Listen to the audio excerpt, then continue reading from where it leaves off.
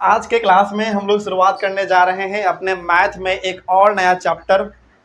Chapter का नाम है कंपेयरिंग क्वांटिटीज। ध्यान से सुनेंगे। अब आज का क्लास आपका यहीं से स्टार्ट होता है और आज हम लोग मैथ में एक और नए चैप्टर का शुरुआत करने जा रहे हैं। चैप्टर का नाम है कंपेयरिंग क्वांटिटीज।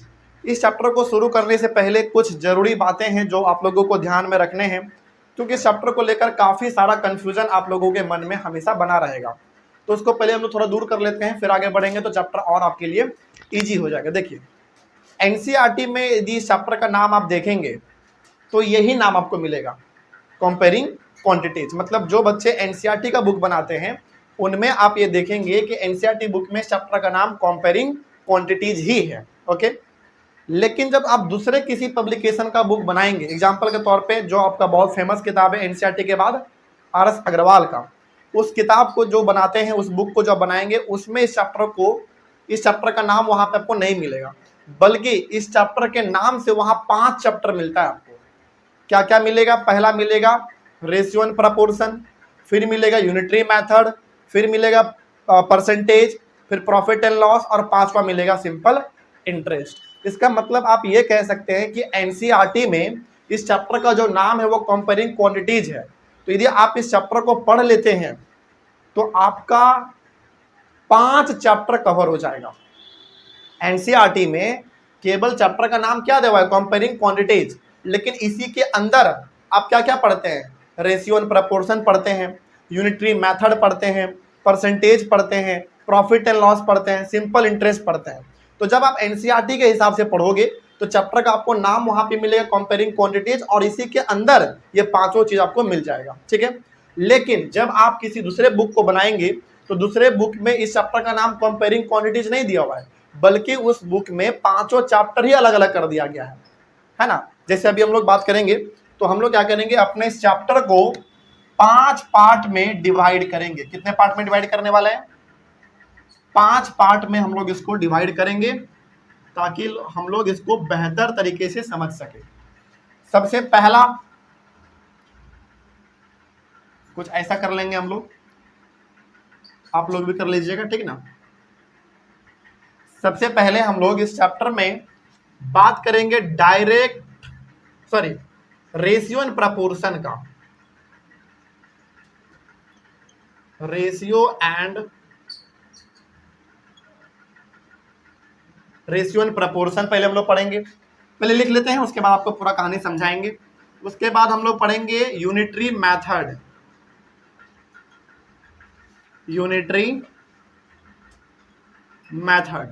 उसके बाद फिर हम लोग पढ़ेंगे परसेंटेज के बारे में।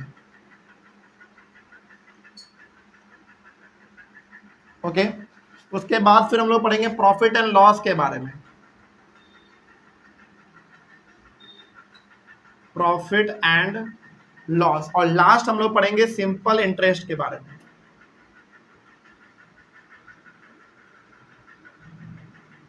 Simple interest. ओके, तो एक एक करके हम लोग इसके बारे में डिस्कस करेंगे, लेकिन पहले कुछ बातें हैं जो इंपॉर्टेंट है तो उसको लिख लिया जाए।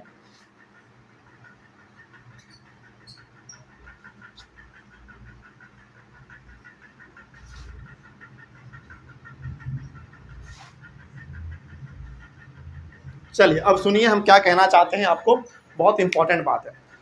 तो जो बच्चे एनसीईआरटी बुक को बनाते हैं उनमें चैप्टर का नाम दिया हुआ है कंपेयरिंग क्वांटिटीज। तो जब आप एनसीईआरटी के बुक को बनाएंगे, यानी कि जब आप कंपेयरिंग क्वांटिटीज को बनाएंगे एनसीईआरटी के हिसाब से, तो वहां पे उसी चैप्टर के अंदर, कंपेयरिंग क्वांटिटी चैप्टर के अंदर ही आपको इन 5 के बारे में पढ़ना पड़ेगा। Profit, ratio and proportion, unitary method, percentage, profit and loss और सिंपल इंटरेस्ट। ठीक, जब आपका ये कंपेयरिंग क्वांटिटी चैप्टर खत्म हो जाएगा, इसका मतलब है कि आपका ये 5 टॉपिक भी क्या हो गया? खत्म हो गया। लेकिन आर.एस. अग्रवाल जैसे किताब में जब आप देखेंगे तो उसमें ना ये 5 टॉपिक जो है अलग अलग चैप्टर में डिवाइडेड है। यदि आप गौर करेंगे, यदि आपके पास आर.एस. अग्रवाल का बुक होगा तो आप देखेंगे कि आर.एस. अग्रवाल में ratio and proportion chapter number कितना है? 8 है। चैप्टर नंबर ये 8 है, ये चैप्टर नंबर 9 है, ये चैप्टर नंबर 10 है, ये चैप्टर नंबर 11 है, और ये चैप्टर नंबर 12 है। तो इसका मतलब है कि यदि आप RS अग्रवाल बनाते हैं, यदि आप RS अग्रवाल बनाते हैं, तो जब हमारा चैप्टर कंपेयरिंग क्वांटिटीज खत्म होगा, इसका मतलब है कि आपके RS अग्रवाल का 5 चैप्टर खत्म हो चुका होगा। Ratio and proportion, unitary method, percentage, profit and loss और सिंपल इंटरेस्ट। तो मुद्दा हमारा ये नहीं है कि आप कौन सा बुक बनाते हैं, हमारा मुद्दा ये है कि जब आप इस चैप्टर को खत्म करेंगे कंपेयरिंग क्वांटिटीज को, तो आपका 5 चीज कवर हो चुका होगा। तो ध्यान रखना है, ये चैप्टर थोड़ा लंबा जरूर है, क्योंकि हमको इन चैप्टर में 5 अलग अलग चीजों के बारे में पढ़ना है ना। चाहे आप एनसीईआरटी से पढ़ो या RS अग्रवाल से पढ़ो, तो आपको ये 5 चीज तो पढ़ना ही पड़ेगा, है ना। तो चैप्टर थोड़ा सा लंबा जरूर है, लेकिन काफी मजेदार है। मजेदार क्यों है? क्योंकि आपको इसमें 5 अलग अलग चीजों के बारे में पढ़ने को मिलेगा, और 5 बिल्कुल नया चीज है, बहुत कुछ आपको इसमें सीखने को मिलेगा। तो हम लोग बात कर लेंगे, पहले हम लोग जो डिस्कस करेंगे वो चैप्टर हमारा होगा रेशियो एंड प्रोपोर्शन।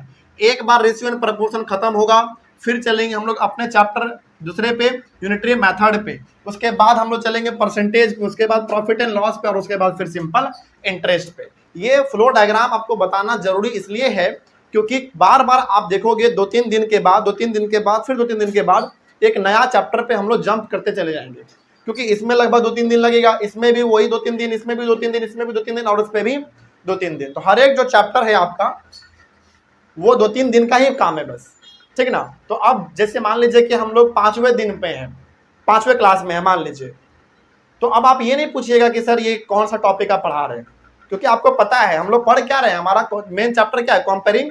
हम लोग जो पढ़ते हैं वो किसके हिसाब से पढ़ते हैं? एनसीईआरटी के हिसाब से। तो एनसीईआरटी में चैप्टर का नाम क्या दिया हुआ है? कंपेयरिंग क्वांटिटीज दिया हुआ है।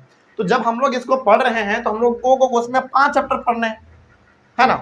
तो इनके बारे में आपको ध्यान रहे कि यदि हम पढ़ रहे हैं रेशियो एंड प्रोपोर्शन, इसका मतलब है कि ये हमारा इस चैप्टर के अंदर ये पहला वाला पार्ट है, ये दूसरा है, ये तीसरा, ये चौथा और ये 5वां है। लेकिन आप RS अग्रवाल बनाते हैं तो वहां पे आपका चैप्टर नंबर 8 है, ये 9 है, 10 है, 11 है, 12 है। तो इन अदर वर्ड इस पूरे बातों का जो समरी है वो ये निकला कि आप RS अग्रवाल के 5 चैप्टर को पढ़ने जा रहे हैं, और एनसीईआरटी के मात्र 1 चैप्टर को पढ़ने जा रहे हैं। क्या नाम है इसका? Comparing quantities. सिंपल है, कोई बात नहीं, दिक्कत नहीं इसमें। चलिए अब हम लोग शुरू करते हैं। आते हैं हम लोग सबसे अपना पहला चैप्टर, जो कि होगा हमारा रेशियो एंड प्रोपोर्शन। ये खत्म होगा, फिर इस पे, फिर उस पे, और उस पे, और फिर उस पे। अच्छा, एक बात और ध्यान रखना है आपको इसमें कि इस यूनिटरी मेथड वाले चैप्टर में ना हम लोग 2 चीज के बारे में पढ़ते हैं, डायरेक्ट वेरिएशन और इनवर्स वेरिएशन। ये क्या होता है? जब इस चैप्टर में हम लोग आएंगे तो वहां पे आपको समझ में आएगा। बस अभी आप लिख लेना कि हम लोग इसमें डायरेक्ट वेरिएशन और दूसरा हम लोग इसमें इनवर्स वेरिएशन के बारे में पढ़ते हैं। तो इस चैप्टर में हम लोग पढ़ेंगे डायरेक्ट वेरिएशन क्या होता है, इनवर्स वेरिएशन क्या होता है, ये सब आपको समझ में आएगा। लेकिन आज का जो हमारा मेन टॉपिक है, मेन चैप्टर जो आज का हमारा स्टार्ट होने जा रहा है, वो कौन सा? Ratio and proportion. तो यहां से हम लोग अपना चैप्टर स्टार्ट करेंगे आज, रेशियो एंड प्रोपोर्शन। ध्यान रहे, शुरू किया जाए। देखो ध्यान से, अभी लिखना मत आप लोग, ठीक है, बस सुनिए कहानी, क्या कॉन्सेप्ट है, एक बार समझ में आएगा तो चैप्टर आपके लिए बहुत इजी हो जाएगा। देखिए, हम लोग अपना सबसे पहला चैप्टर स्टार्ट कर रहे हैं, रेशियो एंड प्रोपोर्शन। इसमें भी आप देखोगे तो 2 चीज है, रेशियो और प्रोपोर्शन, ये दोनों अलग अलग चीज होता है। तो हम लोग चैप्टर भले ही स्टार्ट करने क्या जा रहे हैं, रेशियो एंड प्रोपोर्शन, लेकिन इसमें भी पहले हम लोग क्या बात करेंगे?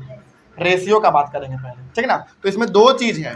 तो पहला जो हम लोग बात करने जा रहे हैं इस चैप्टर के अंदर, वो हम लोग बात करेंगे किसका? रेशियो का। कोई दिक्कत नहीं, रेशियो खत्म होगा तो प्रोपोर्शन पे चलेंगे। प्रोपोर्शन एक बार खत्म हो जाएगा तो हमारा पूरा चैप्टर भी खत्म हो जाएगा, है ना। फिर चलेंगे हम लोग यूनिटरी मेथड पे, जिसके अंदर हम लोग फिर से 2 चीजों के बारे में पढ़ेंगे, डायरेक्ट वेरिएशन, इनवर्स वेरिएशन, फिर उसके बाद परसेंटेज, प्रॉफिट एंड लॉस, और फिर लास्ट हमारा सिंपल इंटरेस्ट, ठीक है।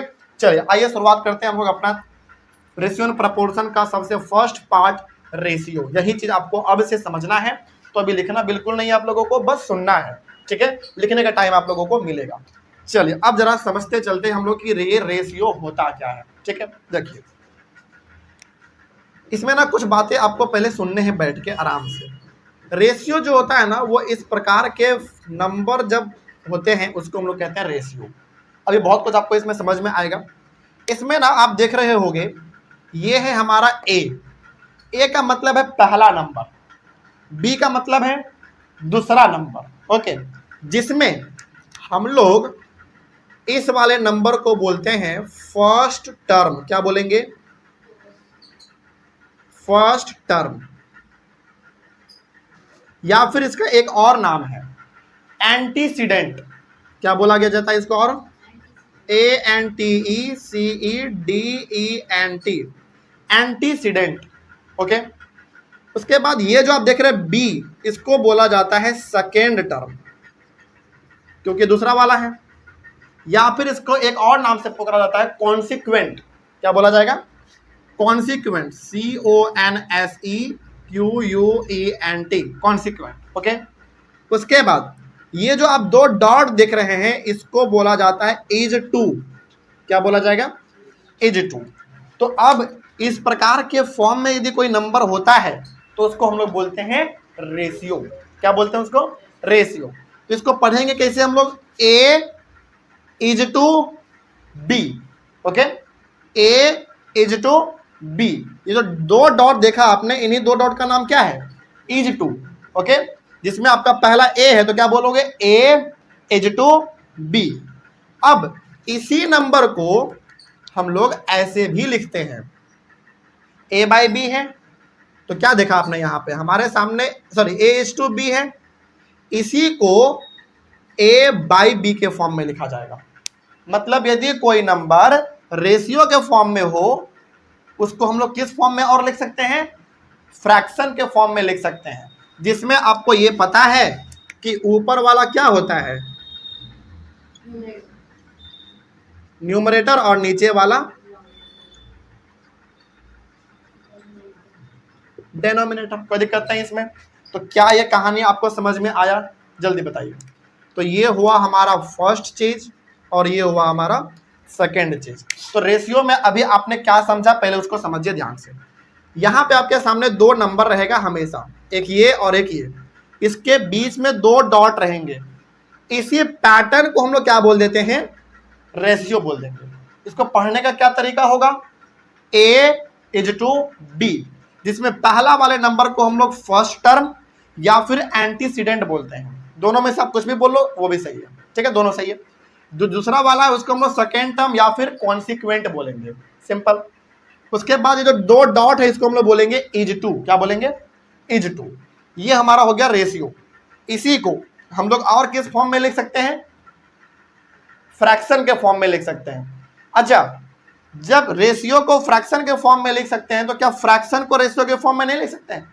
लिख सकते हैं। तो यहां पे ना ये वाला साइन आप बना लीजिएगा कि रेशियो को हम फ्रैक्शन में कर सकते हैं और फ्रैक्शन को हम किस में कर सकते हैं? रेशियो में कर सकते हैं, ठीक है। इसका एक एग्जांपल आप देख लीजिए तो आपको समझ में ज्यादा आएगा।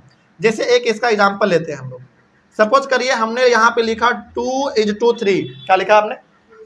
2 इज टू 3। तो 2 किसके जगह पे है? A के जगह पे है। 3 किसके जगह पर है? B के जगह पर है। तो इसको क्या बोलेंगे हम लोग? 2 इज टू 3। इसी को हम लोग और कैसे लिख सकते हैं? 2 बाई 3। तो अब आप 2 इज टू 3 लिखो या 2 बाई 3 लिखो, बात क्या होगा? सेम होगा। या फिर 2 बाई 3 है तो इसको 2 बाई 3 लिखो या 2 इज टू 3 लिखो, मतलब क्या होगा? सेम समझा जाएगा। तो इसका मतलब आप ये कह सकते हैं कि रेशियो को आप फ्रैक्शन में कर सकते हैं और फ्रैक्शन को रेशियो में कर सकते हैं। कोई दिक्कत इसमें? जैसे एक एग्जांपल यहाँ पे ऐसे समझ लीजिए। मान लीजिए हमने 4 बाई 7 लिखा, इसको रेशियो के फॉर्म में लिखना होगा तो क्या लिखेंगे? 4:7 लिखेंगे, ठीक है ना। उसी प्रकार से मान लीजिए हमने 2:5 लिखा, इसको फ्रैक्शन में लिखना होगा तो क्या लिखेंगे? 2/5 लिखेंगे। सिंपल है कि नहीं है? तो आपको यह ध्यान रखना है कि कोई नंबर यदि रेशियो में है तो उसको फ्रैक्शन में लिखा जा सकता है, और यदि कोई नंबर फ्रैक्शन में है तो उसको रेशियो के फॉर्म में लिखा जा सकता है। मतलब रेशियो वाले नंबर को फ्रैक्शन में और फ्रैक्शन वाले नंबर को रेशियो में लिखा जा सकता है। यही इसका तरीका होता है। तो क्या ये पूरा कहानी आपको समझ में आ गया? एक बार फटाक से रिवाइज करवा देते हैं ताकि हम लोग उस पर आगे बढ़ सके अपने क्वेश्चन पे। ठीक है, ध्यान रखना है हमारा चैप्टर स्टार्ट हो चुका है कंपेयरिंग क्वांटिटीज एनसीईआरटी के हिसाब से, जिसके अंदर आपको 5 चीजों के बारे में पढ़ना है। Ratio and proportion, unitary method जिसके अंदर हम लोग बात करेंगे डायरेक्ट वेरिएशन और इनवर्स वेरिएशन, इसके अंदर हम लोग बात कर लेंगे रेशियो और प्रपोर्शन, 2 अलग अलग चीजों के बारे में। इसमें भी 2 अलग चीजों के बारे में बात करेंगे। फिर बात करेंगे हम लोग परसेंटेज के बारे में, फिर प्रॉफिट एंड लॉस के बारे में, और फिर सिंपल इंटरेस्ट के बारे में। उसके बाद हमने अपना सबसे पहला जो पार्ट है वो हमने शुरू किया रेशियो एंड प्रपोर्शन। और इस रेशियो एंड प्रपोर्शन में भी सबसे पहले हम लोग क्या स्टार्ट कर चुके हैं आज अपना रेशियो। रेशियो में आपको ध्यान रखना है कि जब भी इस प्रकार का नंबर इस फॉर्म में रहे, इसको हम लोग क्या बोलते हैं, रेशियो बोलेंगे। जिसमें आपका जो पहला है उसको हम फर्स्ट टर्म या फिर उसको एंटीसीडेंट बोल सकते हैं, सेकंड जो है उसको हम लोग सेकंड टर्म या फिर उसको कॉन्सिक्वेंट बोल सकते हैं, और यहाँ पे जो आपको 2 डॉट दिख रहा है उसको हम लोग क्या बोल सकते हैं, इज टू बोल सकते हैं, बोलेंगे। ठीक है, तो इसको पूरा बोलने का जो तरीका होता है वो होता है ए इज टू बी। इसका एग्जांपल हमने यहाँ पे ले लिया है कि ए इज टू बी लिखो या ए बाई बी लिखो, मतलब क्या होगा, इसका सेम होगा। मतलब कि आप रेशियो वाले नंबर को फ्रैक्शन में कर सकते हैं और फ्रैक्शन वाले नंबर को आप रेशियो में कर सकते हैं। एग्जाम्पल आपके सामने है, 2:3 लिखो, 2:3 को 2/3 लिखो, या 2/3 को 2:3 लिखो, मतलब क्या होगा, इसका सेम समझा जाएगा। ठीक है, तो ऑनलाइन वाले बच्चे आप लोगों को भी क्या करना है और ऑफलाइन वाले सबको क्या करना है, सबसे पहले आपके चैप्टर का हेडिंग देना है कंपेयरिंग क्वांटिटीज, और इस तरीके से ये फ्लो डायग्राम आपको बना के ये 5 पार्ट लिखना है। 5 पार्ट लिख लेने के बाद हेडिंग देना है ratio and proportion, first number में रेशियो, और ये पूरा कहानी आपको लिख लेना है। ओके, इतना लिखने के बाद आपको ये क्वेश्चन लिख लेना है। ठीक है, मतलब इतना लिख लेने के बाद इसके जस्ट नीचे आप लिखेंगे ये क्वेश्चन। ओके, इस क्वेश्चन के नीचे हम लोग इसका सॉल्यूशन अब बनाना स्टार्ट करेंगे। ठीक है, तो शुरू किया जाए। तो ये 2 ही क्वेश्चन आपके सामने हैं, इन क्वेश्चन को एक जगह लिख लीजिएगा, उसका सॉल्यूशन हम लोग एक एक करके सॉल्व कर लेंगे। ठीक है, आइए शुरू करते हैं हम लोग अपना, स्टार्ट किया जाए। एक काम करिए, पहले आप लोग ना इधर का लिख लीजिए, क्योंकि इधर का हमको मिटाना पड़ेगा ताकि हम इधर सवाल को बता सकें। इधर का हो गया सबका, चल इधर का काफी इंपॉर्टेंट था, तो अब हम लोग, अच्छा इसके बाद ही लिखे ना आप लोग क्वेश्चन, इसके बाद आप ये क्वेश्चन लिख लीजिएगा, और क्वेश्चन के बाद एक एक करके हम लोग इसके नीचे सॉल्यूशन डिस्कस करते चलेंगे। ठीक है, आइए शुरू करते हैं अपना सबसे पहला क्वेश्चन।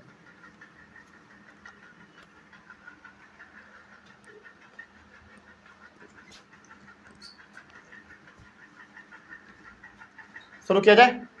देखिए अब ध्यान से आप, सॉल्यूशन किसका, फर्स्ट का, फर्स्ट क्या बोला गया क्वेश्चन में, पहले क्वेश्चन को पढ़ेंगे हम लोग। ठीक है, देखो, express the ratios in simplest form. Simplest form का मतलब होता है उस रेशियो को तब तक आप काटते रहो जब तक कि वो कट रहा है, और जब एक बार डिवाइड ना लगे, जब ना कटने लगे, तो वही उसका क्या हो जाएगा, आंसर हो जाएगा। जैसे हमारे सामने पहला है 75:125, पहला है हमारे पास 75:125। तो हमने अभी तुरंत आपको बताया कि कोई नंबर यदि रेशियो में रहे तो उसको हम किस में कर सकते हैं, फ्रैक्शन में कर सकते हैं। तो क्या हम इसको 75/125 लिखेंगे तो क्या कुछ गलत होगा, बिल्कुल भी नहीं होगा। अब इसको क्या करना है, सिंपलेस्ट फॉर्म में लाना है। सिंपलेस्ट फॉर्म में लाने का जो सबसे आसान तरीका होता है वो ये कि ऊपर नीचे सेम टेबल से काटो, है ना। तो 2 से तो कटेगा नहीं, 3 से भी नहीं होगा। अच्छा, इतना कॉन्फिडेंट के साथ हम क्यों बता सकते हैं, आपको क्यों बता पा रहे हैं और आप क्यों समझ पा रहे हैं, क्योंकि आपको डिविजिबिलिटी रूल पता है, क्योंकि हमने पहले पढ़ रखा है डिविजिबिलिटी रूल। तो डिविजिबिलिटी रूल में आपने साफ चीज पढ़ा था, एकदम बिल्कुल क्लियर, जिस नंबर के लास्ट में 5 और 0 रहे वो किससे कटता है, 5 से कटता है। तो इसके लास्ट में 5 तो है, तो किससे कट जाएगा, 5 से कट जाएगा। तो बताइए 5 के टेबल से आप 75 को कितने बार में काटोगे, 15 बार में। और 5 के टेबल से 125 कितने बार में काटेंगे आप, सोच के बताइए जल्दी, 25। क्या अभी भी ये दोनों 5 से कटेगा? अच्छा एक बात और, ये तो हमारा 3 से भी कट रहा है 15, लेकिन क्या ये कट रहा है? नहीं। तो ऐसे टेबल से काटना है जो दोनों कट जाए, है ना। तो 5 से आप इसको काटोगे 3 और ये 5, तो हमारा आंसर जो आया वो क्या आया, 3/5। लेकिन क्या इसको ऐसे लिखोगे? नहीं, इसका जो फाइनल आंसर होगा वो क्या हो जाएगा? 3:5, क्योंकि रेशियो में दिया हुआ था, तो इसका आंसर भी आपको किस में लिख देना है? रेशियो में। हालांकि आप 3/5 लिखो वो भी सही है, क्योंकि आप रेशियो को फ्रैक्शन में कर सकते हैं और फ्रैक्शन को रेशियो में कर सकते हैं, लेकिन चूंकि सवाल रेशियो में पूछा गया था तो आप आंसर भी किस में ला देना? रेशियो में ला देना, वो थोड़ा ज़्यादा अच्छा रहता है। आइए अब हम लोग बढ़ते हैं इसके सेकेंड नंबर पे। सेकेंड नंबर देखा जाए क्या है? 1/4 = 1/6।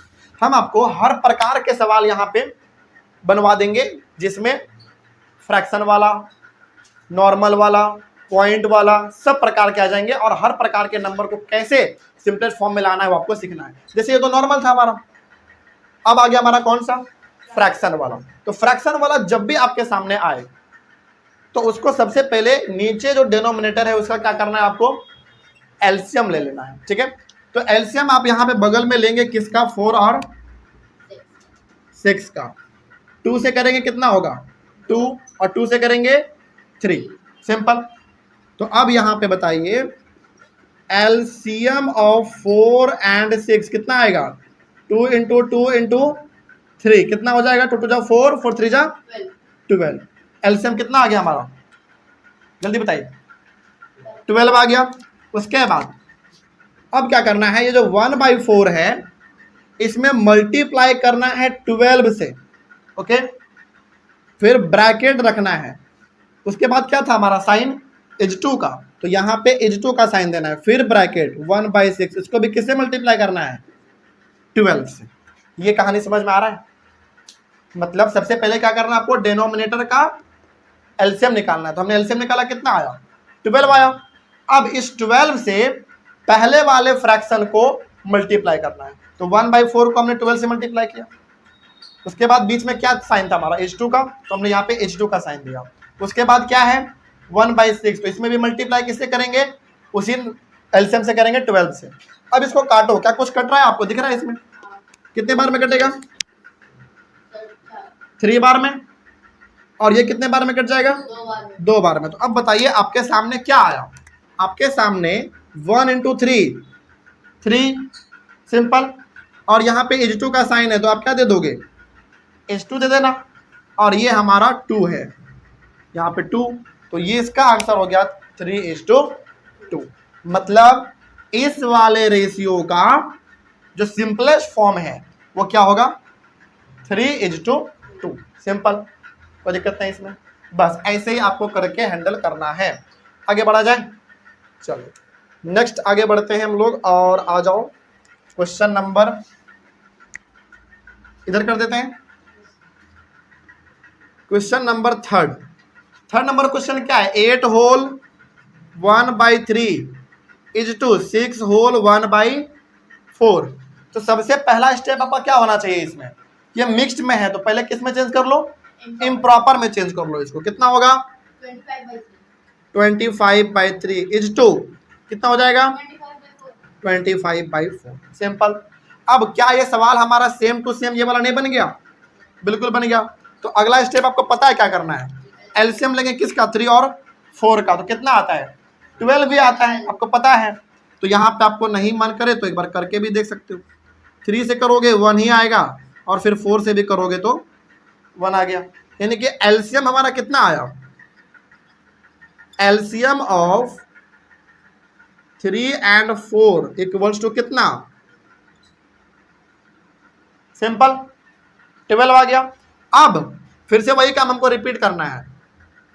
25/3 को मल्टीप्लाई करना है कितने से? 12 से, लेकिन ब्रैकेट में रख के करेंगे, ठीक है? फिर H2 का साइन है तो H2 का साइन देंगे। फिर क्या है? 25/4, इसको भी मल्टीप्लाई करेंगे हम लोग 12 से। क्या कुछ कटता हुआ दिख रहा है? बिल्कुल। 3 से 12 को आप कितने बार में काटोगे? 4 बार में। और 4 से 12 को 3 बार में। तो बताइए इसका आंसर कितना बनता हुआ दिख रहा है? 25 × 4 100। फिर H2 का साइन है तो H2 का साइन देंगे। 25 × 3 75 हो गया, बस।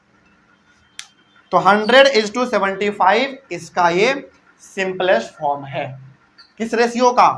8 होल 1/3 = 6 होल 1/4 का। किसको? नहीं, इतना काफी है। समझ में आ गया बात? हाँ, मतलब ये रेशियो में है तो 100:75 होगा, लेकिन जब आप इसको फ्रैक्शन में कर दोगे तब तो ऊपर नीचे कटेगा, उतना जरूरत नहीं है, इतना काफी है।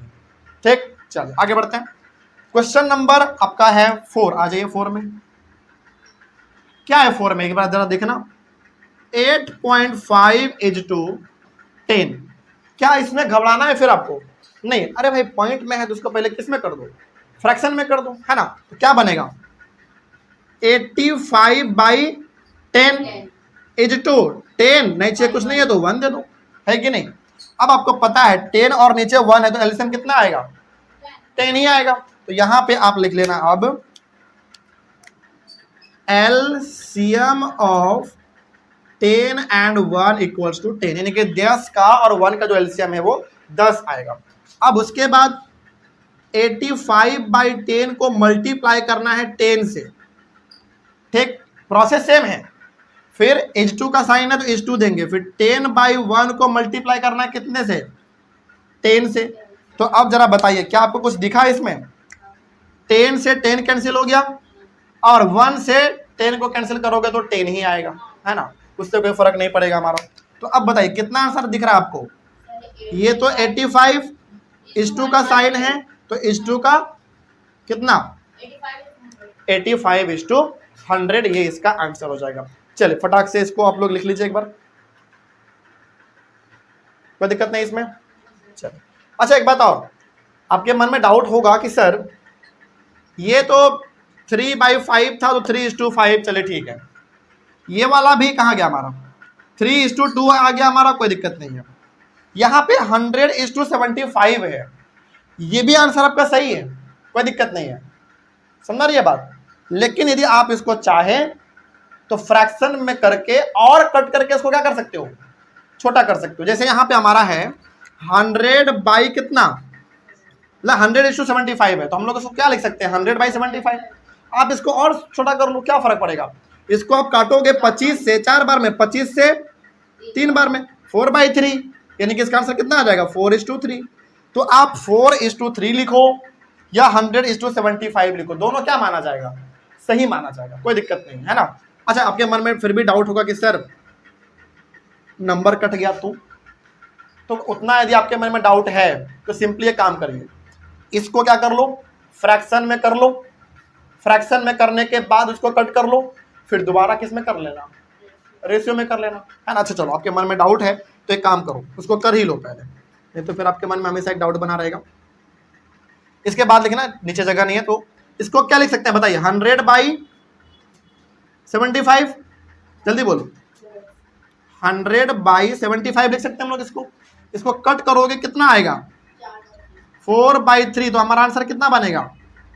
4:3। ये भी सही है हमारा, कोई दिक्कत नहीं ना। अच्छा, क्या इसको भी कर सकते हैं हम लोग? कर सकते हैं, क्योंकि कटेगा तो इसमें भी आप कर लेना, मतलब उतना भी करके छोड़ दो ठीक है, लेकिन कुछ टीचर होते हैं जो नंबर काट लेते हैं, तो इसको भी हम लोग क्या कर सकते हैं? 85 कितना लिख सकते हैं? 100।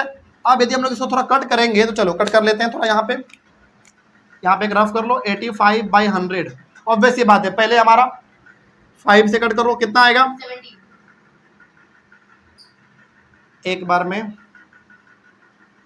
ठीक है, और ये 5 से करेंगे तो 20, कितना आ गया? 17/20। इसको क्या लिख सकते हैं हम? 17:20, ये भी सही है हमारा, ठीक ना। मतलब जैसा आपके टीचर को आंसर पसंद है आप वैसा लिखिए। यहां तक आप छोड़ देते वो भी ठीक है, यहां तक कर दो वो भी ठीक है, कोई दिक्कत वाली बात नहीं है हमारा, ठीक है ना। तो इसको पहले लिख लीजिए, हमारा फर्स्ट नंबर क्वेश्चन कंप्लीट हुआ। यहां तक में किसी को कोई डाउट है? समझ में आया सब कुछ? चलो आगे बढ़ते हैं, इसको लिख लीजिए, फिर हम लोग चलते हैं अपने क्वेश्चन नंबर 2 में। मिटा दे इसको। क्वेश्चन नंबर 2 को डिस्कस करने से पहले ना एक छोटा सा आपको नोट लिखना है, मतलब जहां पे अभी आपने खत्म किया, ये जहां पे भी हमारा खत्म हुआ उसके जस्ट नीचे आप अपने कॉपी में एक नोट लिखेंगे। क्या नोट लिखेंगे थोड़ा हम बताते हैं, आप सुनिए बस। पहला नोट आप इसमें क्या लिखेंगे? देखो कुछ बातें हैं जो कि आपको मालूम होने चाहिए, जैसे इस सवाल में भी आएगा, जैसे 1 मीटर में कितना सेंटीमीटर होता है? 100 सेंटीमीटर, ये आपको पता होना चाहिए। उसके बाद किलोमीटर का, चलो पहले डेज का बात हुआ, तो बताओ एक दिन में कितना घंटा? 24 घंटा, 24 आवर। उसके बाद किलोमीटर का भी बात हुआ है, तो 1 किलोमीटर में कितना मीटर? बोलो, 1000 मीटर। चौथा, 1 केजी में कितना ग्राम? 1000 ग्राम। तो ये सब कुछ ऐसे बातें हैं जो आपको याद रखने हैं, जो कि आपको पहले से थोड़ा बहुत पता भी होगा। हालांकि क्या इसी से सवाल आएगा हमेशा? नहीं, थोड़ा कुछ अलग भी आ जाएगा। तो जब अलग आएगा तब हम लोग अलग देखेंगे, लेकिन हमारे पास अभी फिलहाल जैसा सवाल है उस सवाल में इसका जरूरत पड़ेगा, तो आप इसको लिख लीजिए, ठीक है। अब आते हैं हम लोग अपने क्वेश्चन नंबर 2 का फर्स्ट।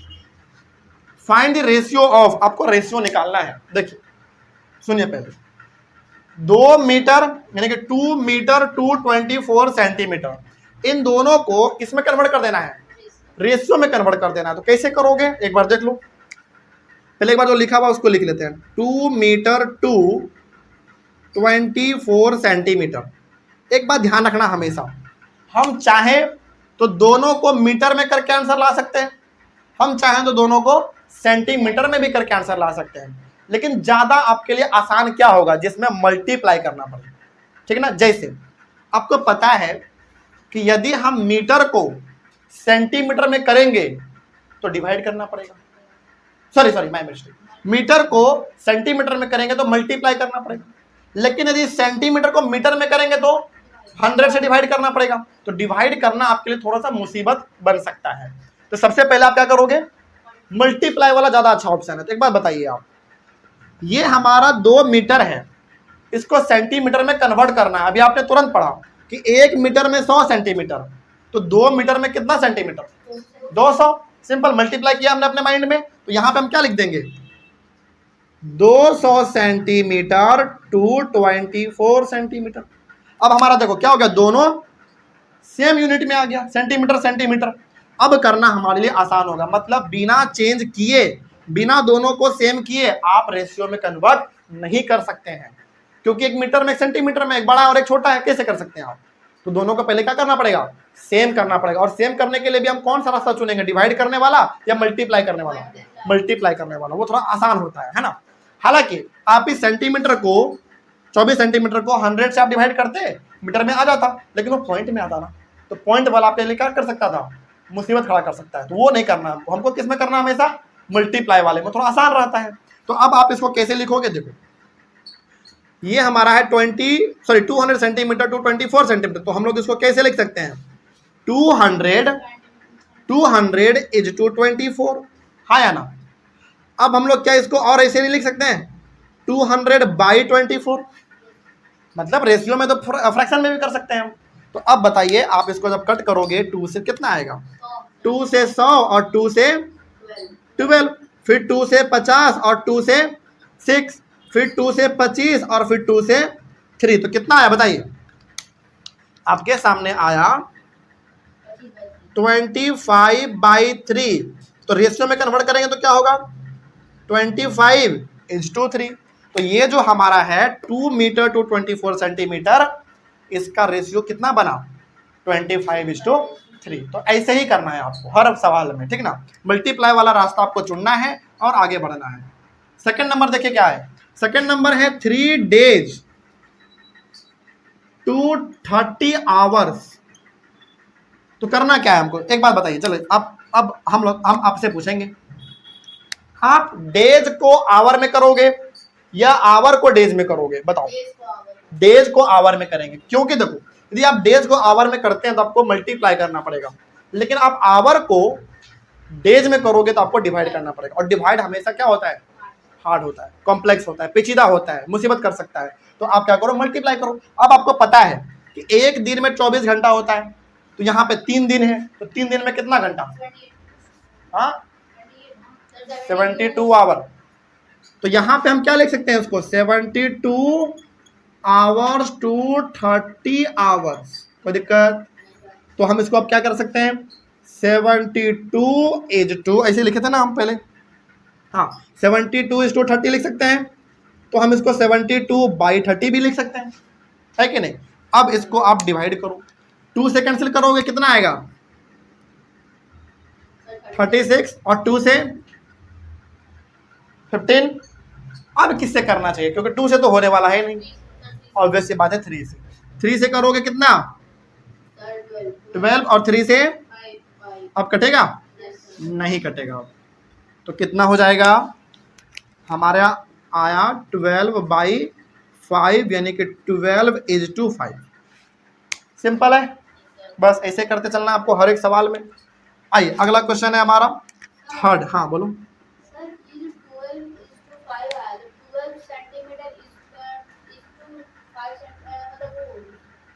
ये अब आपका आवर में है, तो 12 आवर इज टू 5 आवर, वो भी आप लिख सकते हैं, क्योंकि आपने कन्वर्ट किस में किया सभी को आवर में, तो जो आपका आंसर आया वो भी किस में है आवर में है, तो आप इसको 12 आवर इज टू 5 आवर भी बोल सकते हैं। यहाँ पे आप 25 सेंटीमीटर इज टू 3 सेंटीमीटर बोल सकते हैं, ठीक ना। बस आगे बढ़ते हैं। थर्ड नंबर क्या है हमारा 1 किलोमीटर टू 360 मीटर। तो अब मेरा सवाल फिर से आपसे है, आप किलोमीटर को मीटर में करोगे या मीटर को किलोमीटर में करोगे। किलोमीटर को मीटर में करो, क्योंकि उसमें मल्टीप्लाई करना पड़ेगा और वो आसान रहता है।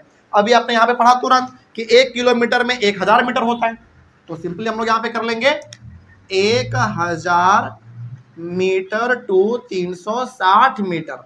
तो हम इसको ऐसे भी लिख सकते हैं 1000 इज टू 360, तो हम इसको डिवाइड के फॉर्म में भी तो लिख सकते हैं, यानी कि फ्रैक्शन के फॉर्म में।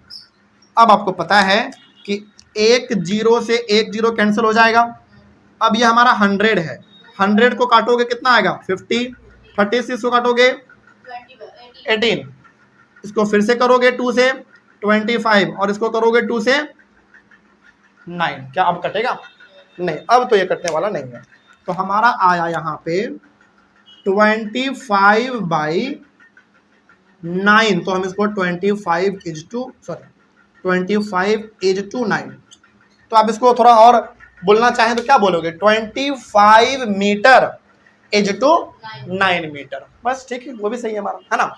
आइए लास्ट सवाल हमारा चौथा नंबर क्या है 1 kg टू 150 ग्राम। फिर से मेरा सवाल, केजी को ग्राम में करना चाहेंगे या ग्राम को केजी में करना चाहेंगे। बिल्कुल, क्योंकि यदि आप ग्राम को केजी में करोगे तो आपको इसको डिवाइड करना पड़ेगा कितने से 1000 से, लेकिन जब आप 1 केजी को ग्राम में करोगे तो 1000 से मल्टीप्लाई करना पड़ेगा, वो ज्यादा आसान है। और अभी तुरंत आपने पढ़ा था कि 1 केजी में कितना ग्राम 1000 ग्राम, तो यहाँ पे हमारा हो जाएगा 1000 ग्राम टू 150 ग्राम। ठीक है, तो हम इसको ऐसे भी लिख सकते हैं अब 1000 इज टू 150, हाँ या ना। बिल्कुल, तो फिर हम इसको फ्रैक्शन में भी लिख सकते हैं। अब आपको पता है फिर से कि 0 से 0 कैंसिल, ये हमारा 100 2 से सॉरी 2 से नहीं कटेगा, 5 से करो, क्योंकि 5 से दोनों कट जाएगा। 5 से 100 को काटो कितना आएगा 20 और 15 को 3 का आप कटेगा नहीं, तो आप क्या लिखोगे 20/3, इसका मतलब है 20 इज टू 3। आप इसको और कैसे बोल सकते हो 20 gram is to 3 gram, simple. ठीक है, तो जब भी आपके पास सवाल नॉर्मल वाला आए, फ्रैक्शन वाला आए, मिक्स्ड फ्रैक्शन वाला आए, पॉइंट वाला आए, किसी प्रकार का सवाल आए और उसको सिंपलेस्ट फॉर्म में करने के लिए बोला जाए, तो आपके पास तरीका आपने जैसा बनाया वही तरीका है हमारा। जब इस प्रकार का सवाल आ जाए मीटर, सेंटीमीटर, केजी, ग्राम, है ना, किलोमीटर, मीटर, इस प्रकार का सवाल आ जाए तो उसको कैसे करेंगे रेशियो में कन्वर्ट, आपके सामने तरीका प्रेजेंट है। ठीक है, ये तो आज का क्लास जो था हमारा वो तो एक तरीके से इस चैप्टर का इंट्रोडक्शन था, और जिसमें हमने समझा कि इस चैप्टर को हम लोग कैसे पढ़ेंगे। तो कंपेयरिंग क्वांटिटी जो चैप्टर हमारा है उसको हम लोग 5 तरीके से पढ़ेंगे, 5 पार्ट को एक एक करके पढ़ लेंगे, जिसमें हमने आज शुरुआत किया। अच्छा, इस 5 पार्ट में हम लोग को क्या पढ़ना है 5 चीज, ratio and proportion, unitary method, percentage, profit and loss और फिर सिंपल इंटरेस्ट। इन्हीं के बारे में हम लोग को पढ़ना है ना। जिसमें हमने अपना पहला टॉपिक आज स्टार्ट किया वो कौन सा, रेशियो एंड प्रपोर्शन, और उसमें भी हम लोगों ने पहले बात किया किसका, रेशियो का। अच्छा, क्या रेशियो खत्म हो गया, नहीं, अभी तो शुरुआत हुआ है बस, है ना। तो अभी हमारा रेशियो चलेगा, रेशियो खत्म होगा फिर प्रपोर्शन चलेगा, प्रपोर्शन खत्म होगा फिर चलेंगे हम लोग यूनिटरी मेथड में। ठीक है, तो इस तरीके से हमारा आज का क्लास इतना ही था। समझ में आया सबको? कोई दिक्कत किसी को? तो कल जब हम लोग मिलेंगे तो रेशियो के और कुछ अलग अलग प्रकार के सवालों को सॉल्व करेंगे, फिर हम लोग चलेंगे प्रपोर्शन में। कोई दिक्कत नहीं इसमें। चलो, तो मिलते हैं हम लोग अपने अगले क्लास में। तब तक के लिए thank you very much and about nice day. Last class में हम लोगों ने अपने चैप्टर को स्टार्ट करा था और इस चैप्टर के अंदर हमने आपको बताया था कि 5 अलग अलग प्रकार के चीज़ों के बारे में हम लोगों को पढ़ना है, जिसका सबसे पहला टॉपिक क्या था हमारा? रेशियो एंड प्रपोर्शन, जिसके अंदर हम लोग पढ़ रहे हैं रेशियो को, है ना। और रेशियो टॉपिक हमारा स्टार्ट हो चुका है, जिसके अंदर हम लोग पिछली क्लास में 2 क्वेश्चन कर चुके थे। तो आज हम लोग और क्वेश्चन लेंगे 3, 4, 5, 6, 7, 8, 9। ध्यान रहे, ये जो हम लोग अभी इस प्रकार के क्वेश्चन सॉल्व कर रहे हैं, ये सब बेसिक क्वेश्चन है जो कि आपको रेशियो के अंदर मिलेगा। इसके बाद फिर हम लोग आएंगे रेशियो के अंदर मिलने वाले वर्ड प्रॉब्लम्स को सॉल्व करने की, मतलब उसको कैसे सॉल्व करेंगे। मतलब रेशियो में 2 प्रकार के क्वेश्चन आपको मिलेंगे। एक प्रकार का पहला क्वेश्चन इस तरह का, ठीक है, जो जिसमें आपको उतना कुछ नहीं सोचना है, स्टेटमेंट नहीं होगा, बस केवल आपको सॉल्व करना है। जो अगला टाइप का क्वेश्चन होगा हमारा, वो इस चैप्टर का क्या होगा? वर्ड प्रॉब्लम होगा। तो अगले वाले क्लास में जो हम लोग कल डिस्कस करेंगे, वहां पे क्या होगा? रेशियो के अंदर वर्ड प्रॉब्लम्स भी अलग अलग प्रकार के पूछे जाते हैं। तो कल हम लोग वर्ड प्रॉब्लम्स को डिस्कस करेंगे, लेकिन आज हम लोग कुछ बेसिक क्वेश्चंस को डिस्कस कर लेते हैं। आइए, चैप्टर का शुरुआत हम लोग करते हैं यहीं से। तो सारा क्वेश्चन आप एक जगह पर लिख लीजिएगा और उसका सॉल्यूशन हम लोग एक एक करके अब देखते चलेंगे। तो ध्यान रहे, फिर से बता रहे हैं, क्योंकि ये सारा क्वेश्चन बेसिक क्वेश्चन है जिसकी आपको रेशियो के अंदर देखने को मिलेगा।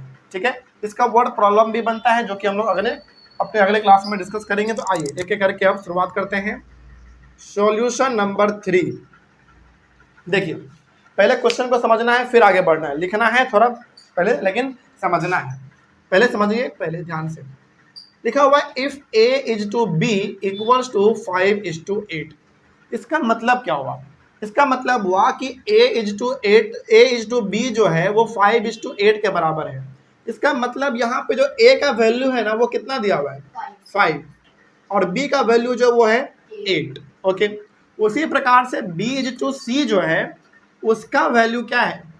18:25। इसका मतलब फिर से यहाँ पे 8 का वैल्यू जो है वो कितना है? 18, और b का वैल्यू जो है वो 25 है। तो हमको रेशियो निकालना है a इज टू c का। ठीक है, तो यहाँ पे a इज टू b दिया हुआ है 5:8 और b इज टू c दिया हुआ है 18:25। हमको निकालना है a इज टू c का वैल्यू, है ना। इनकी a इज टू c का जो रेशियो है वो क्या होगा, ये हमको इसमें बताना है। तो आइए शुरुआत करते हैं हम लोग। इसका कैसे करेंगे? सबसे पहले देखिए, लिखा हुआ है a इज टू b। तो सबसे पहली बात तो आप हमको ये बताइए। अच्छा चलो, इसको थोड़ा और सिंप्लीफाई कर देते हैं आपके लिए। पहला है a इज टू b, तो क्या हम उसको a/b लिख सकते हैं? बिल्कुल लिख सकते हैं। दूसरा हमारा क्या रेशियो दिया हुआ है? b इज टू c, तो यहाँ पे हम इसको b/c कर सकते हैं। और इन दोनों में आपको करना है मल्टीप्लाई। क्यों कर रहे हैं इसका पता अभी आपको लगेगा, लेकिन आगे बढ़ते हैं फिलहाल। ठीक है, तो अब देखो जरा ध्यान से, जो पहला रेशियो था a इज टू b, तो रेशियो को हम लोग फ्रैक्शन में लिख सकते हैं। तो हमने इसको लिखा a/b। b is to c है तो हमने उसको लिखा b/c, है ना। और इन दोनों को आपस में करना है मल्टीप्लाई। तो अब जब आप इसको मल्टीप्लाई करेंगे तो आपको दिखेगा कि b से b क्या हो जा रहा है? कैंसिल हो जा रहा है। तो बचा क्या फिर आपके पास? a/c बचा। सिंपल। तो अब यहाँ पे जरा इसका वैल्यू पुट करिए। a/b का मतलब क्या था? 5:8, मतलब क्या लिख सकते हैं हम उसको? 5/8 लिख सकते हैं, हाँ या ना? बिल्कुल। उसके बाद है b/c, इसका मतलब हम क्या लिख सकते हैं?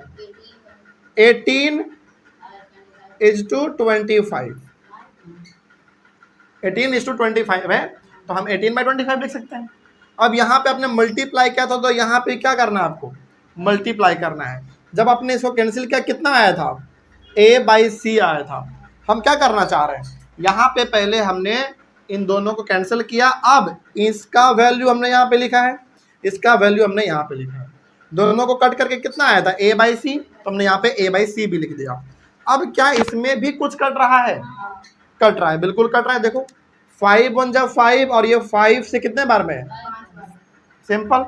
और ये 2 से कितने बार में है, और ये 2 से 9 बार में।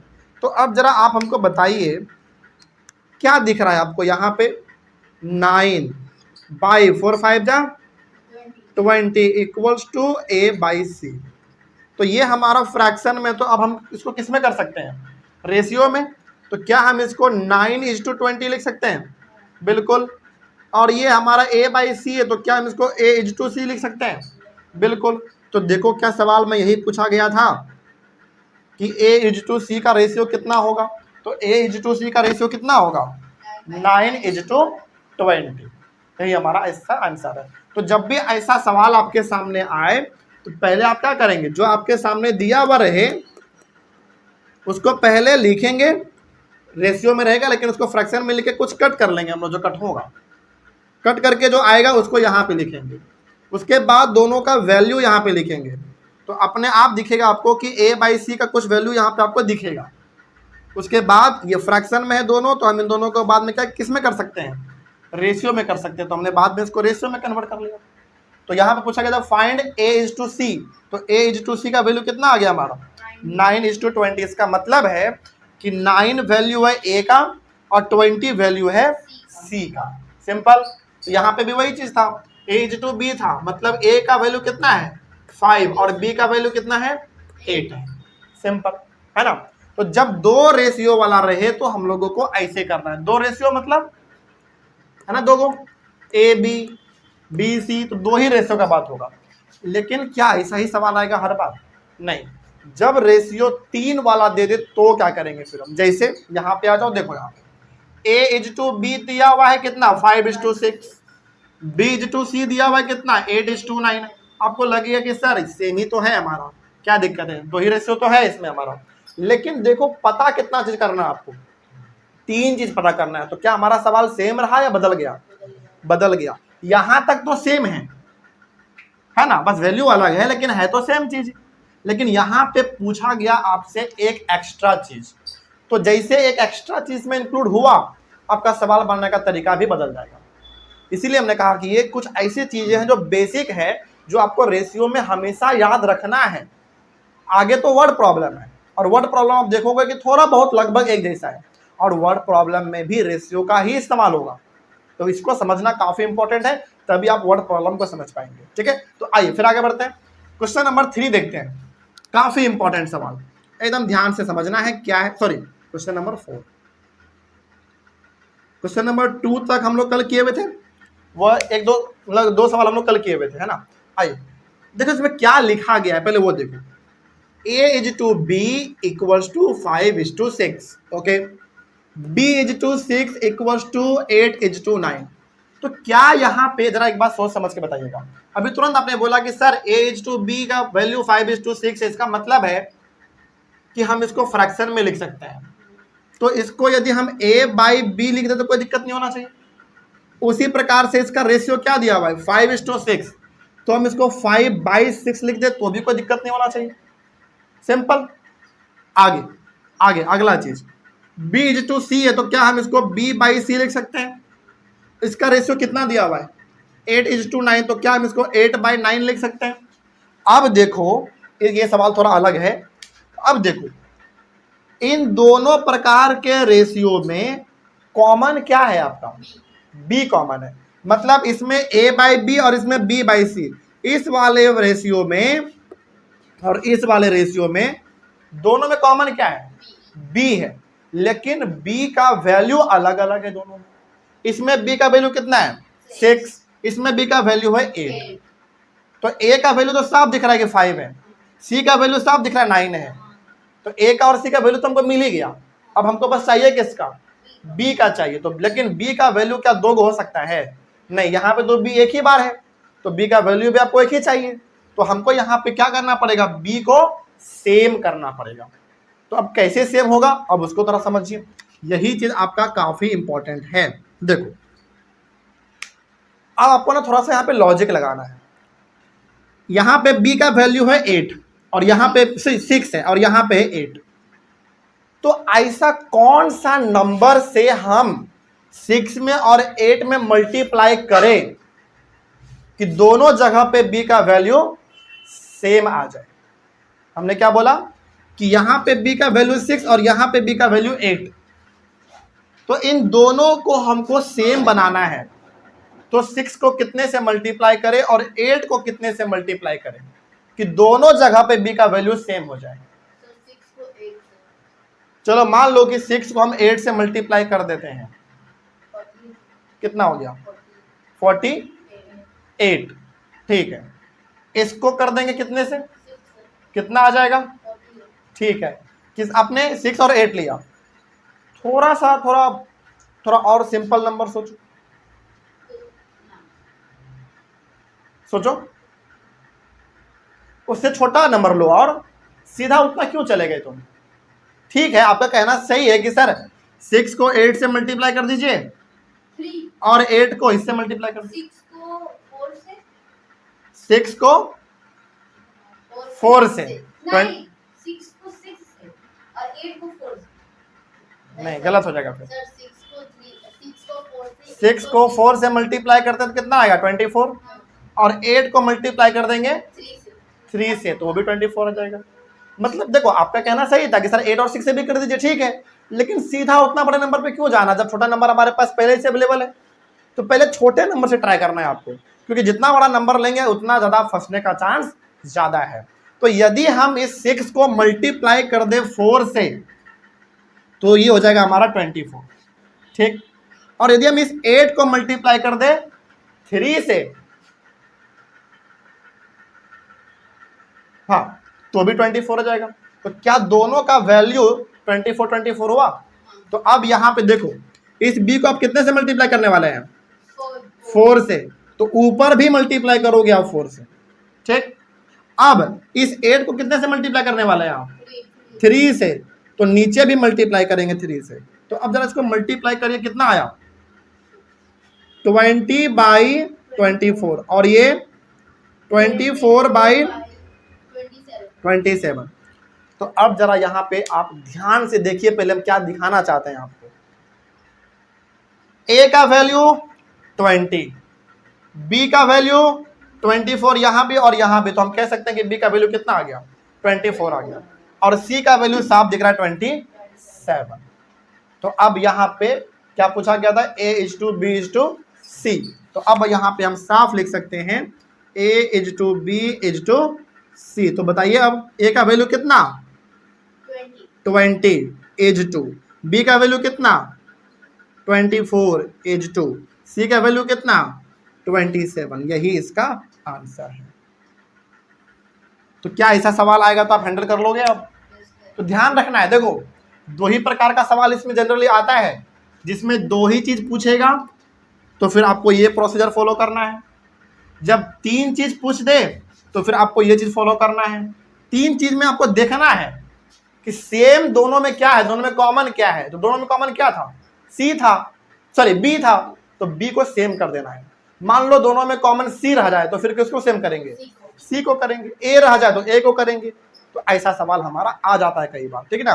तो ध्यान रखना है।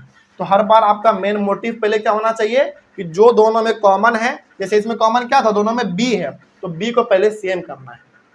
और ट्राई भी हमेशा किस नंबर से करेंगे, पहले छोटे नंबर से, फिर आगे बढ़ेंगे, है ना। तो इस तरीके से आपके सामने ए का प्रॉपर वैल्यू, बी का प्रॉपर वैल्यू और सी का भी एक प्रॉपर वैल्यू आ जाएगा। पूछो। अगर ए का निकालना रहे तो बी का 2 बार आया तो ए का कैसे आएगा,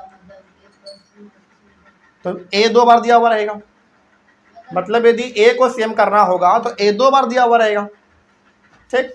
मतलब जो जिसमें कॉमन है उसको सेम करना है हमेशा, ठीक। चलो आगे बढ़ते हैं। 4 हो गया, 5 नंबर में आइए। सॉल्यूशन नंबर 5 देखिए क्या बोला गया इसमें।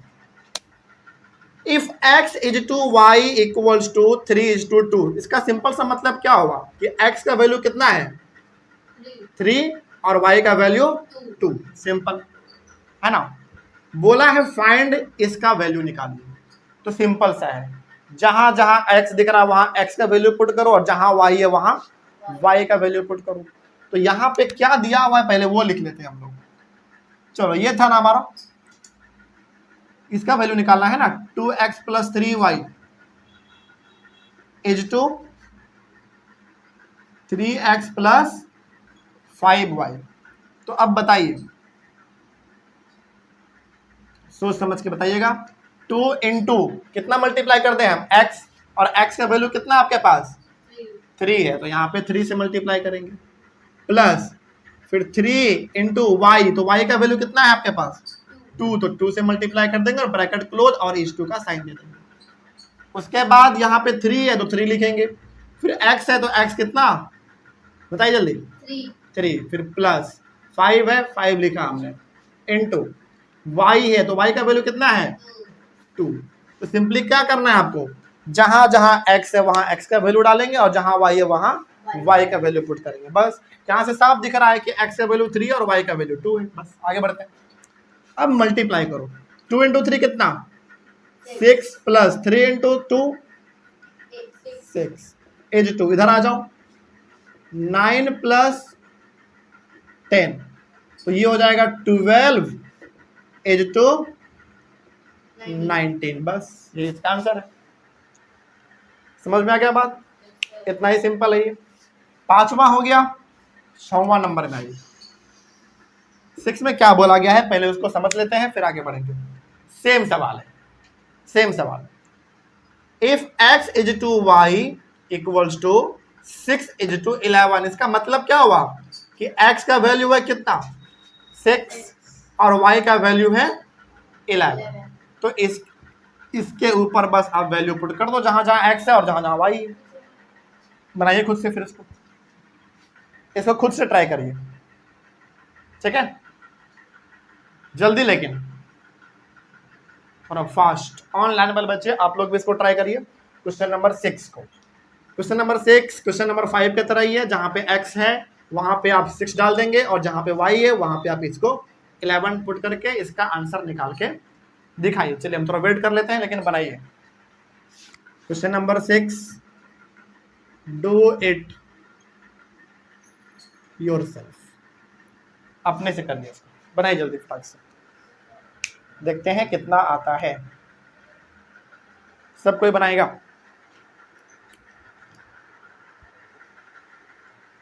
रेशियो बताना है हमको फाइनल कि कितना आया। जैसे हमने यहाँ पे निकाला ना 12:19, तो इसका बताइए फिर कितना आएगा।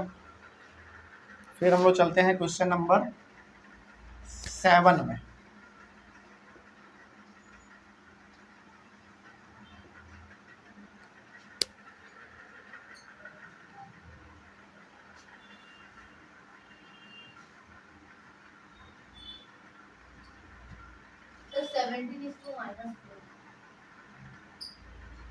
सही से करिए, गलत है, नहीं हो पा रहा है, क्या करना पड़ेगा।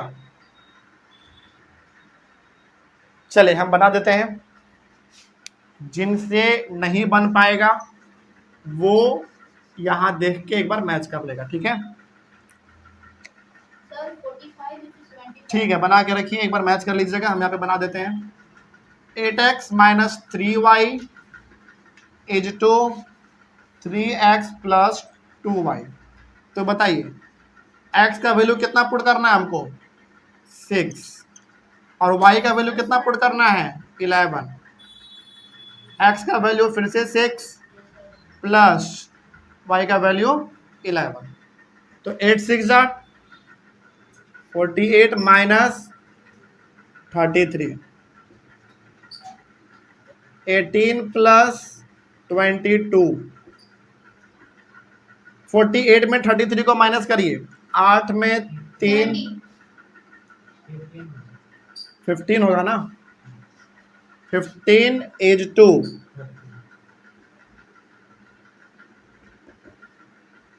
40। 15 इज टू 40 भी इसका आंसर सही है, लेकिन चूंकि दोनों क्या हो सकता है कट सकता है, जिसको थोड़ा और सिंप्लीफाई कर लेंगे, है ना। ये भी इसका आंसर सही है, लेकिन ये कट सकता है, तो हम इसको क्या लिख सकते हैं 15/40 लिख सकते हैं।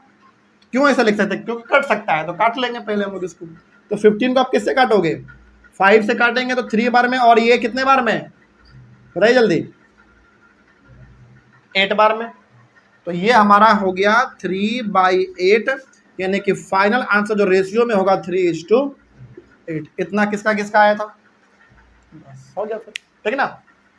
ठीक है, तो 3:8 इसका फाइनल आंसर है। आइए क्वेश्चन नंबर 7 की ओर आगे बढ़ते हैं। जिनसे नहीं बना कोई दिक्कत नहीं है, प्रैक्टिस करिए, बन जाएगा। ठीक है, क्वेश्चन नंबर 7 देखा जाए क्या बोला गया। क्वेश्चन नंबर 7 में ध्यान से पहले समझिए, इफ 4x + 5 = 3x + 11 = 13 = 17। तो कोई बता सकता है इसका मतलब क्या हुआ। इसका मतलब ये हुआ कि 4x + 5 का जो वैल्यू है वो कितना है, 13 के बराबर है, और 3x + 11 का जो वैल्यू वो कितना है, 17 के बराबर है ना। तो इसको थोड़ा ऐसे लिख लेते हैं हम लोग। पहला जो है वो है 4x + 5 = 3x + 11। तो जरा अच्छा किसके बराबर है ये, 13 = 17 के बराबर है, सही बात है। तो यदि रेशियो में है तो हम इसको फ्रैक्शन में भी तो लिख सकते हैं। तो 4x + 5 / 3x + 11। अच्छा बताइए पहले, यदि इन दोनों को इस तरीके से दिया हुआ है तो हम इसको ऐसे लिख देंगे तो क्या गलत हो जाएगा, बिल्कुल भी नहीं। इक्वल टू देंगे तो इसको भी क्या कर सकते हैं हम, फ्रैक्शन में लिख सकते हैं। अब निकालना क्या था आपको इसमें, find the value of x, x का वैल्यू पता करना है। तो अब जरा देखिए, आपने इतना सारा चैप्टर पढ़ रखा है पहले से, तो बताइए अब इस प्रकार के सिचुएशन में हम लोग क्या करते थे, मल्टीप्लाई, लेकिन कैसा मल्टीप्लाई, क्रॉस मल्टीप्लिकेशन, है ना। तो चलिए आइए करते हैं क्रॉस मल्टीप्लिकेशन। तो अब 17 से मल्टीप्लाई करोगे किसको, इस ऊपर वाले को 17 से मल्टीप्लाई करना है, और इस नीचे वाले को 13 से मल्टीप्लाई करना है। तो पहले 17 से कर देते हैं 4x + 5 को, और फिर 13 से मल्टीप्लाई कर देंगे 3x + 11 को। तो बताइए 17 4 जा कितना होता है, 17 4 जा 68। तो 68x + 17 5 जा 85 = 13 3 जा 39x + 13 × 11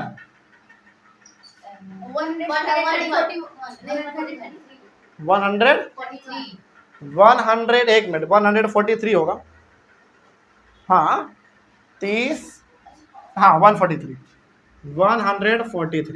ठीक है। अब x वाला सारा इधर लेकर आ जाओ, हाँ बोलो बोलो, 13 10 या 130, हाँ तो 141 होगा। 11 + 1 अच्छे से सोचो पहले, देखो यहाँ ऐसे करना है ना, 143। इतना सिंपल कैलकुलेशन में फंसोगे तो कैसे चलेगा काम। तो 68x - 39x, ये प्लस में था, इधर आ गया माइनस हो गया, और 143 - 85। तो 68 में 39 को आप माइनस कर दो, ज़्यादा कन्फ्यूजन हो तो कुछ नहीं, चुपचाप कर लीजिए। 18 में 9 गया 9, 5 में 3 गया 2, तो 29x = 143 में 85 को माइनस कर दीजिए, 13 में 5 जाता है तो कितना बचता है, अब बोलो 8। फिर 13 में 8 जाएगा तो कितना बचेगा, 5, और ये तो कट गया हमारा, तो ये हो गया हमारा 58। अब तो सिंपल है, x का वैल्यू चाहिए तो x = 58/29, x = 29 के टेबल में कितने बार में 58 आता है, 2 ही बार में आ जाता है। तो x का वैल्यू हो गया 2, मतलब इसको आप काट सकते हैं सीधा सीधा। इसका मतलब 29 के टेबल में 58 2 बार में आता है, तो x का वैल्यू कितना निकल गया, 2। बस, तो इस सवाल का आंसर यही हो गया। ठीक है, जल्दी से इसको लिख लीजिए, फिर आगे बढ़ते हैं, आगे बढ़ा जाए। चल नेक्स्ट आइए, क्वेश्चन नंबर 8। क्वेश्चन नंबर 8 है, विच इज ग्रेटर, ये बड़ा है कि ये बड़ा है। तो इसको हम लोग बनाएंगे। अच्छा, पहला वाला क्वेश्चन हमने क्या बताया था आपको? पहला वाला क्वेश्चन देखिए तो आप लोग, क्या था पहला वाला question? Express the ratio in simplest form. हाँ, पहला क्वेश्चन है express the ratios in simplest form. आपको याद है उसमें हमने सिंपलेस्ट फॉर्म करने के लिए क्या किए थे? काटते थे, एलसीएम लेके काटते मल्टीप्लाई किए थे। थे। जितना एलसीएम आया था उसको रेशियो में क्या किए थे? मल्टीप्लाई किए थे। तो इसमें भी हम पहले क्या करेंगे? रेशियोज को सिंपलेस्ट फॉर्म में लाएंगे, ठीक। उसके बाद फिर आपको दिख जाएगा ऑटोमेटिक कि कौन छोटा है और कौन बड़ा है। तो कैसे करते थे थोड़ा सा आपको याद आएगा, देखते हैं। पहला हमारा है 4:5 और 16:25, मतलब इन दो फ्रैक्शन को बताना है कौन बड़ा है और कौन छोटा है। तो सबसे पहले तो आप हमको ये बताइए कि ये 4:5 है, तो हम इसको 4/5 लिख सकते हैं, और ये 16/25 लिख सकते हैं। इसमें तो किसी को कोई दिक्कत नहीं है।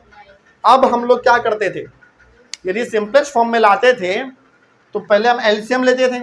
तो एलसीएम आपको पता है 5 और 25 पर कितना आएगा?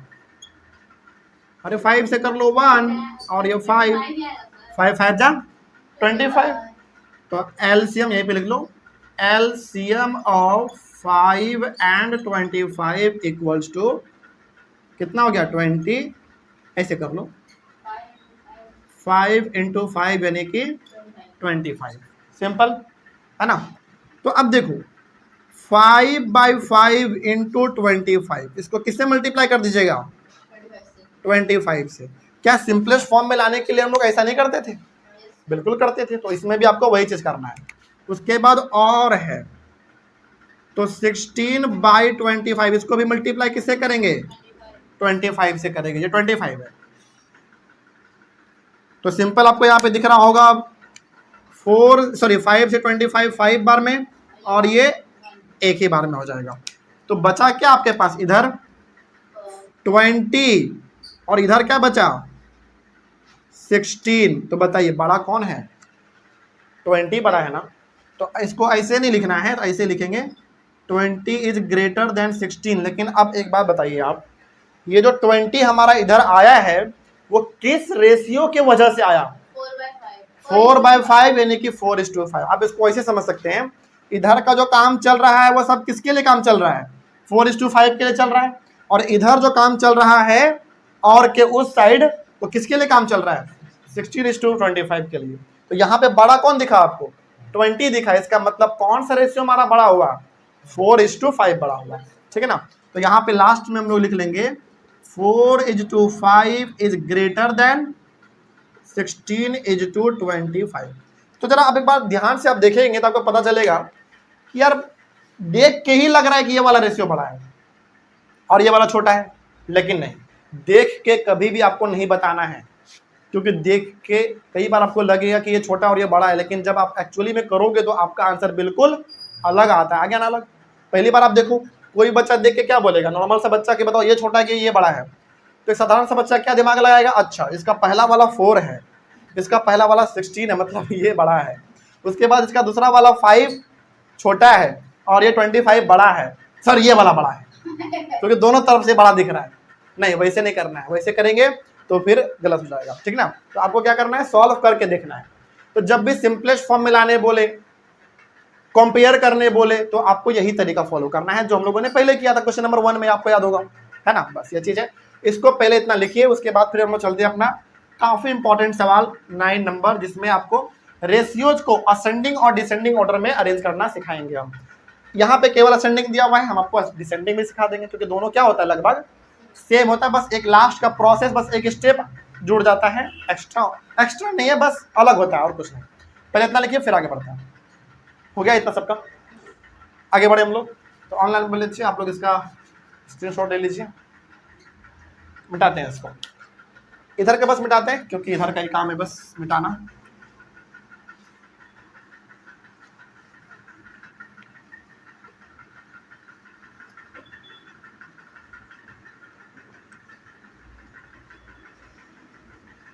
देखिए क्वेश्चन नंबर 9 बोला गया है अरेंज द रेशियोज, 1 2 3 और ये 4 रेशियो है, इसको असेंडिंग ऑर्डर में अरेंज करना। असेंडिंग मतलब पहले छोटा, फिर उससे बड़ा, फिर उससे बड़ा, यानी कि छोटे से बड़े की ओर हम लोग को चलना है। तो 4 रेशियो पहले कौन सा आपके पास? 5:6, उसके बाद 7:10, उसके बाद 13:15 एंड लास्ट है आपके पास 23:30। यही है। तो ये हमारा 4 रेशियो है जिसको असेंडिंग ऑर्डर में अरेंज करना है। तो फिर से मेरा बात वही है कि ये रेशियोज में है तो हम इसको फ्रैक्शन में लिख सकते हैं। तो ये हो जाएगा 5/6, 7/10, 13/15 एंड 23/30। अच्छा, अब बताइए क्या ये आपके लिए हार्ड है? बिल्कुल नहीं।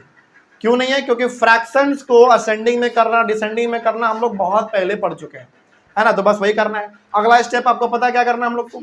एलसीएम। सिंपल सी बात है। तो यहाँ पे हम लोग लेंगे एलसीएम किसका? 6 का, 10 का, 15 का और 30 का। तो पहले आप किससे करोगे? 2 से करोगे तो 3 बन जाएगा, ये 5 बन जाएगा, ये तो 15 ही रहेगा और ये भी 15 बन जाएगा। अभी 3 से करना ज़्यादा अच्छा रहेगा, 1 बन जाएगा, ये 5 भी रहेगा, ये भी 5 बन जाएगा और ये भी 5 बन जाएगा। अब सिंपल आपको दिख रहा है किससे कर दो? 1 1 1 1 बन जाएगा। तो एलसीएम ऑफ 6, 10, 15 और 30 कितना आ जाएगा? 2 × 3 × 5 यानी कि 30। सिंपल। तो अब यहाँ पे करना क्या है आपको समझिए। अब आपको पता होगा जो एलसीएम आता था उसी एलसीएम के बराबर सारे फ्रैक्शंस का डिनोमिनेटर हम लोग को करना है ना। तो पहला जो है वो है 5/6। तो अब बताइए डिनोमिनेटर को सेम करना है 30 के बराबर, एलसीएम के बराबर। तो इस 6 में हम कितने से मल्टीप्लाई कर दे कि हमारा डिनोमिनेटर 30 बन जाए? 5 से। तो नीचे में आप 5 से मल्टीप्लाई करेंगे तो ऊपर भी आपको 5 से करना पड़ेगा। तो क्या बन जाएगा हमारा? 25 कितना? 30। ये हुआ हमारा पहला नंबर खत्म। उसके बाद है 7/10। तो 10 में मल्टीप्लाई हम 3 से कर दे तो 30 बन जाएगा, यानी कैल्शियम के बराबर आ जाएगा। और ऊपर भी 3 से मल्टीप्लाई कर देंगे फिर तो 21/30। 2 नंबर हो गया हमारा कंप्लीट। तीसरा नंबर कौन सा है? 13/15। तो इस 15 में हम 2 से मल्टीप्लाई कर दे तो 30 आ जाएगा। तो ऊपर भी 2 से मल्टीप्लाई करना पड़ेगा। कितना आ जाएगा? 26/30। एक लास्ट 23/30 है। तो इस 30 में 1 से मल्टीप्लाई कर दे तो इसमें भी 1 से करना पड़ेगा। तो 23/30। अब आपके पास 4 फ्रैक्शन आया होगा। चारों को एक पहले लिख लो एक बार। 25/30 है पहला, 21/30 है, फिर 26/30 है और 23/30 है। देखो डिनोमिनेटर को देखकर आप ये नहीं बता पाओगे कि कौन छोटा है और कौन बड़ा है, क्योंकि सबका डिनोमिनेटर क्या है? सेम है। तो अब आप न्यूमरेटर में देखो सबसे छोटा कौन है। न्यूमरेटर में सबसे छोटा हमारा 21। तो ये वाला पहले लिखाएगा। क्या लिखाएगा पहले? 21/30। उसके बाद इससे बड़ा कौन है? ये 23/30। इससे बड़ा कौन है? 25/30, ये वाला। और सबसे बड़ा है 26/30। सिंपल। अब चूंकि आप असेंडिंग में कर रहे हैं तो आपको पता है सिंबल कौन सा देना है? इधर वाला। इसका मतलब क्या हुआ कि इन दोनों में बड़ा कौन है? ये वाला बड़ा है। इन दोनों में बड़ा कौन हुआ? ये वाला बड़ा हुआ। इन दोनों में बड़ा कौन हुआ? ये वाला बड़ा हुआ। सिंपल। तो क्या हमारा बन गया? नहीं। अब तो मेन चीज लिखना है हमको। क्या करना है? अब मेन चीज देखो, सिंपल सा देखना है कि ये वाला जो फ्रैक्शन है वो किस रेशियो के वजह से आया है। तो पहले देखो 21/30 कहाँ है? एक मिनट 21/30 यहाँ है। तो 7/10 के वजह से आया, यानी कि 7:10 के वजह से आया। तो ये कहाँ है 7:10? ये वाला। सिंपल। तो इस वाले फ्रैक्शन के जगह पे हम केवल क्या लिख देंगे? 7:10। तो कैसे पहचाना आपने? देखो ये 21/30 है। तो किसके वजह से आया 21/30? तो यहाँ हमारा है किसके वजह से आया? 7/10 के वजह से आया। और ये हमारा रेशियो जब इसको करेंगे तो क्या होगा 7:10। तो ये वाला हमारा हो गया। तो इसके जगह पे आ जाएगा 7:10। उसके बाद जरा बताइए फिर 23/30 कहाँ गया हमारा 23/30 यहाँ पे कि किसके वजह से आया है 23/30 के वजह से ही आया है। तो ये लास्ट वाला 23:30। उसके बाद 25/30 कहाँ 25/30 25/30 पहला वाला किसके वजह से आया 5/6 यानी कि 5:6। समझ में आ रही है बात। और लास्ट वाला फिर बता दीजिए 13:15 और फिर से हमारा सिंबल जो रहेगा वो यही वाला रहेगा। कोई दिक्कत नहीं ना इसमें। कहानी समझ में आया है। बस अब आपका आंसर सही माना जाएगा। हो गया। अब ये सवाल था हमारा असेंडिंग का। यदि यही सवाल डिसेंडिंग में दे दे तो क्या करेंगे समझो। ये प्रोसेस एलसीएम का प्रोसेस, फिर ये प्रोसेस और ये प्रोसेस, यहां तक आपका सेम रहेगा। यहां तक में कोई बदलाव आपको नहीं करना है। यहां तक क्या रहेगा सेम रहेगा। बस इन दोनों स्टेप्स में आपको बदलना है। क्या बदलेंगे आप देख लो थोड़ा सा यहाँ पे। यदि बात हो किसका डिसेंडिंग का तो यहां तक क्या रहेगा वो तो सेम रहेगा। नहीं रुक जाओ अभी। यहां तक डिसेंडिंग हो असेंडिंग हो सभी में सेम रहेगा। बस डिसेंडिंग में क्या हो जाएगा जो लास्ट में वो पहले आ जाएगा, मतलब इसका रिवर्स हो जाएगा। तो ये क्या बन जाएगा पहला बताओ 26/30 25/30 23/30 और 21/30 और सिंबल कौन सा इधर वाला। तो अब बता दीजिए फिर इसका भी तो फिर बदल जाएगा। ये भी रिवर्स हो जाएगा हमारा है ना। क्योंकि हम लोग डिसेंडिंग में क्या करते हैं सबसे बड़ा वाला पहले फिर छोटा फिर छोटा फिर छोटा फिर छोटा। तो इसमें हमारा आ जाएगा पहला हम लिख लेते हैं फिर हट जाएंगे 13:15। उसके बाद 5:6। उसके बाद 23:30 और सबसे लास्ट 7:10। अब जाकर ये आपका सही हुआ। तो अब देखो करना क्या है अभी नहीं लिखना आप लोगों को बता देते हैं बस। क्वेश्चन नंबर 9 जो है इसके नीचे आप क्वेश्चन नंबर 10 लिखेंगे ठीक ना। क्वेश्चन नंबर 10 क्या लिख लेंगे लिखो बता देते हैं। क्वेश्चन नंबर 10 लिखिए जहां पे आपने क्वेश्चन लिखा था ना उसके नीचे जगह है जगह एक लाइन लिखना है बस। नहीं तो एक काम कर लो यहाँ पे जो आपने बनाया है ना असेंडिंग एंड डिसेंडिंग इसी में ऐड कर लो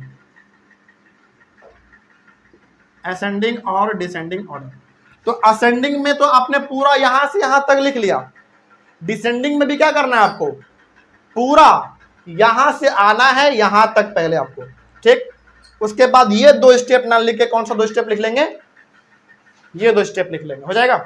तो एक ही सवाल में आपका असेंडिंग हो गया और एक ही सवाल में आपका डिसेंडिंग भी हो गया। तो असेंडिंग के लिए यहां से लेकर यहां पूरा लिखेंगे आप लोग सब कोई और डिसेंडिंग के लिए यहां से लेकर यहां तक सेम चलेगा हमारा। उसके बाद कौन सा पॉइंट लिख देंगे इसके बाद ये 2 पॉइंट ना लिख के इसके बदले ये 2 पॉइंट लिख देंगे हो जाएगा हमारा डिसेंडिंग में ठीक ना। चलो इतना पहले आप लोग लिख लीजिए। और आज हमने टोटल कितना सवाल डिस्कस किया 9 क्वेश्चन सिंपल। तो अगले वाले क्लास में हम लोग डिस्कस करेंगे अपने चैप्टर के वर्ड प्रॉब्लम्स को जो काफी इंपॉर्टेंट है। इतना लिख लीजिए पहले आप लोग खत्म। तो हम लोग कल मिलेंगे आज के लिए इतना ही।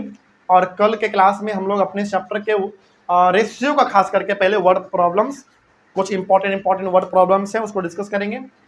तो आज से क्लास ओवर किया जाएगा। चलिए तो मिलते हैं हम लोग कल। तब तक के लिए thank you very much and have a nice day.